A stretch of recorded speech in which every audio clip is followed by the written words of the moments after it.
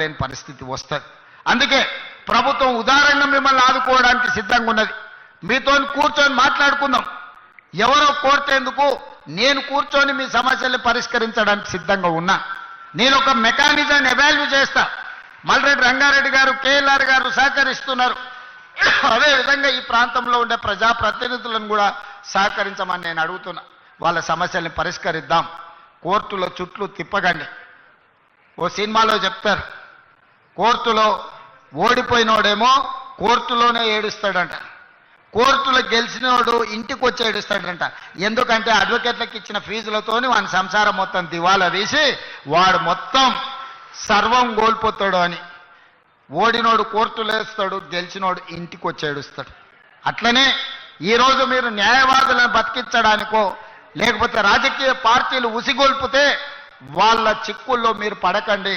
మీ కేసులను అన్నిటినీ సావధానంగా